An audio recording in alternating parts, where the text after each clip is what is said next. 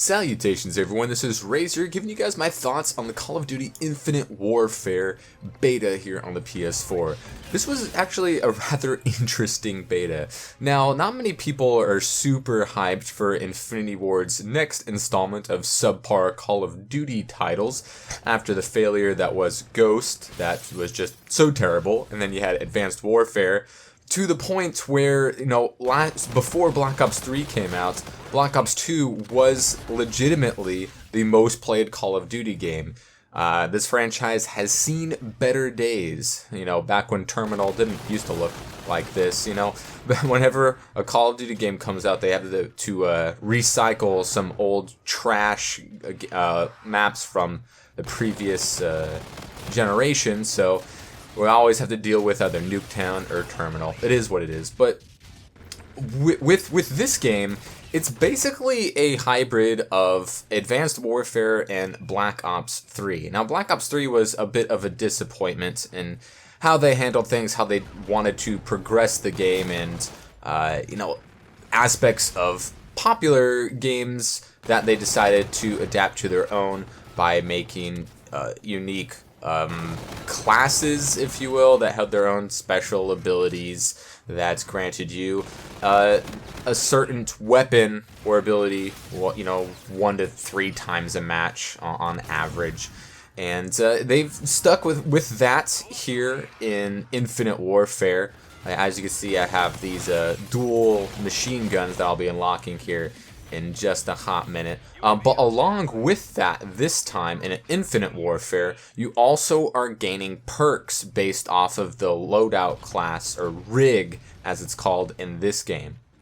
And the one that I'm using here is I gain an extra burst of speed after getting a kill, which is pretty useful. Call of Duty has a lot to do with mobility, and it's a twitch shooter, and just like in Ghosts and Black Ops 3 and Advanced Warfare, everyone dies insanely quickly in this game. But what they've added to Infinite Warfare here is when you die, as you can see toward the bottom or top right, it tells you how you died, how many bullets hit you by how many people, which is nice. I always like getting additional data to learn, what happens. Like with the invention of kill cams. Back in the day, we got to see, man, how did that guy get me? And now we get to see how many bullets it took and how many people shot us to get that. So here I am with these dual machine guns, which is basically their version of the Reaper from Black Ops 3, except that, it's 2 guns, but you are still relatively fast. This game is all about speed. They kept with the same movement from Advanced Warfare, with your jump packs and your wall running and all of that, not so Call of Duty stuff. And it has translated to a very mobile game where everyone's jumping. Not really everybody's wall running, but you do see it from time to time, most often by accident if you're somebody like me. But you see a lot of jumping, so there's a lot of different directions you have to be looking in order to secure kills, especially at close quarters. Most of the maps are very small. There's 5 available maps here in the beta, and most of them are quite small, with long corridors and basic spawn trapping layouts.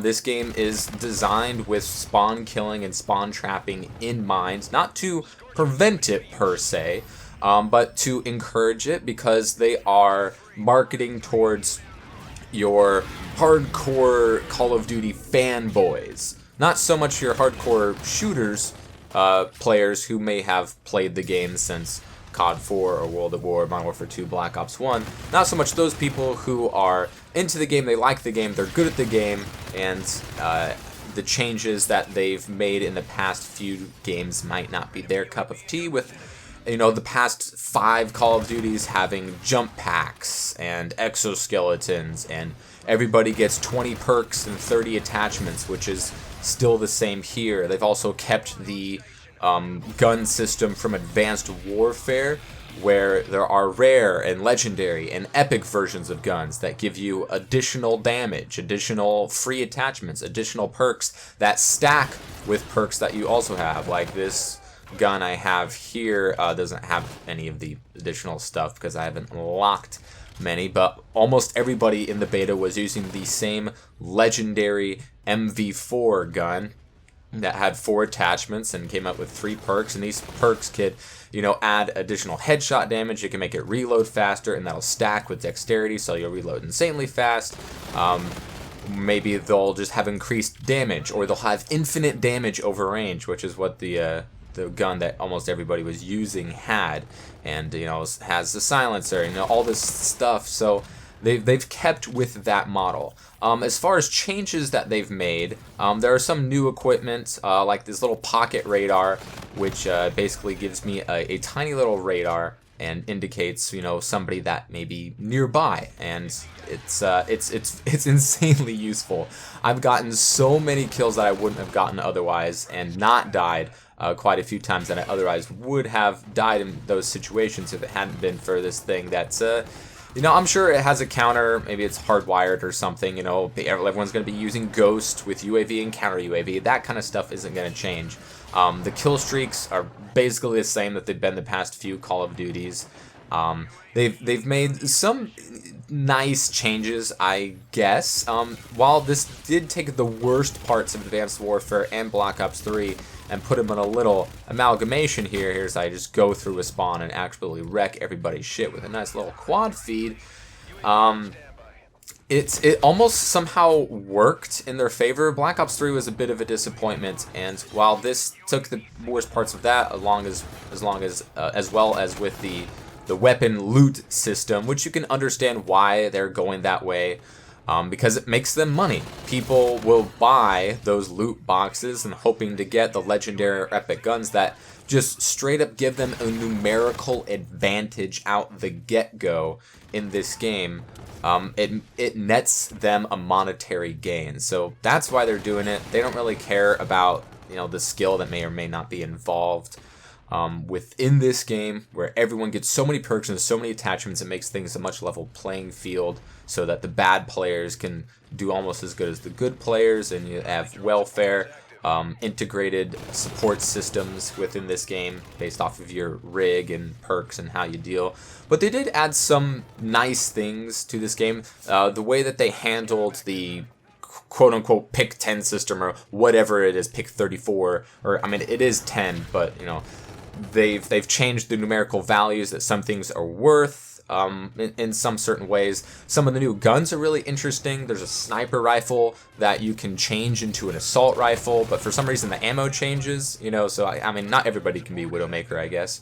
There's also a machine gun that you can change into akimbo machine pistols, which is they're both kind of neat, kind of niche, sometimes useful kind of things. They're kind of fun. They have nice, cool animations like that. And when things are working, when you have a stable connection, which the beta didn't have at many times, which is by no means promising. The movement isn't always going to be in your favor. The spawns are absolutely terrible in this game, and I'm pretty sure they did it on purpose. I've seen people even tweet that if Infinity Ward doesn't let me spawn kill, I'm not going to buy this game. And I think they're hearing those things loud and clear. Quickscoping is insanely easy, probably the easiest it's ever been. I think putting Call of Duty Ghosts to shame. And that's what the people want. The people want free kill streaks. They want 1,000 perks and 1,000 attachments. They want spawn killing. They want spawn trapping. And many of these maps are designed to cater to that. There are some things that work out with the game, and there's some things that definitely don't. Make camping easier, and that's basically still the best strategy, in Call of Duty, is to camp for players that aren't so good at, video games.